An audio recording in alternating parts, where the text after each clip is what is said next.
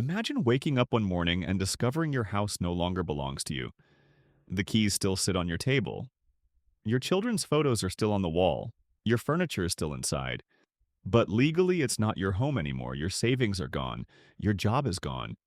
And the economy you trusted, the system you were told was safe, has collapsed. Now, imagine finding out something even worse. The people who caused all of this didn't lose their homes, didn't lose their jobs, didn't lose their freedom. In fact, many of them became richer, and almost none of them went to jail. This is not a conspiracy theory. This is not an internet rumor. This is documented history.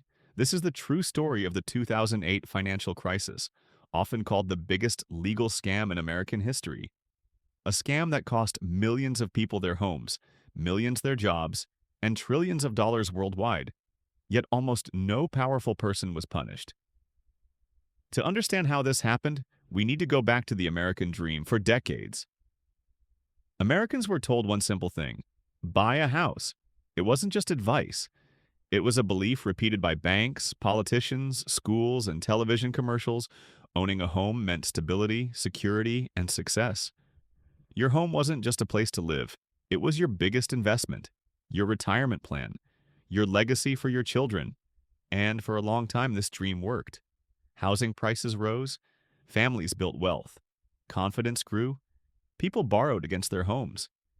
But beneath the surface, something dangerous was forming, hidden in paperwork, buried in contracts disguised as opportunity. In the early 2000s, the rules of lending began to change. Banks lowered standards, then erased them entirely. No income, no problem, no job still approved. Bad credit sign here. These were called subprime mortgages, high-risk loans. Banks knew many people could never afford long-term, but the banks no longer cared because they had discovered a way to remove the risk from themselves. For millions of Americans, it felt like a miracle. Families moved into homes they never thought they'd own, but hidden inside these loans were traps, adjustable interest rates, teaser payments that exploded later, fees buried deep in contracts. The loans were designed to fail and the banks knew it. Then came the real scam. Banks bundled thousands of risky mortgages together into financial products called mortgage-backed securities and sold them to pension funds, insurance companies, universities, and foreign governments. Toxic debt was magically transformed into safe investments. Credit rating agencies stamped them AAA, the highest rating possible. Even though the loans inside were garbage, the reason was simple: the rating agencies were paid by the same banks creating the products. A conflict of interest hiding in plain sight. Investors trusted the ratings. Entire countries trusted American finance. Meanwhile, bankers collected fees, bonuses, and massive profits, selling products they knew could collapse. This wasn't an accident. It was a business model on paper. Everything looked perfect. Housing prices rose, stocks climbed, executives made millions, regulators stayed quiet, but the entire system depended on one lie: that homeowners could keep paying forever. When interest rates rose, reality hit. Monthly payments doubled and tripled. People missed payments. Foreclosures surged. Homes flooded the market. Prices collapsed. Banks began to fail.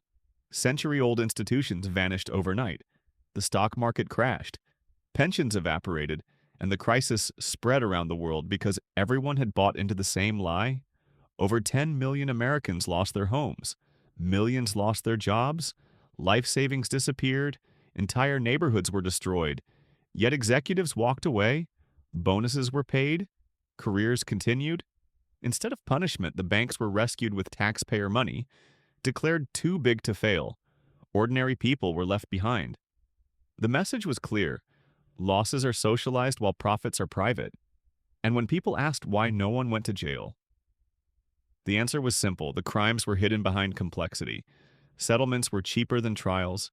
Companies paid fines, not individuals, and power protected itself. Justice stopped where influence began. This wasn't a robbery with guns. It was a robbery with contracts, suits, and signatures. A scam that cost millions their future, reshaped the global economy, destroyed trust forever, and no one important went to jail. So the final question remains: was it a mistake or was it the perfect crime?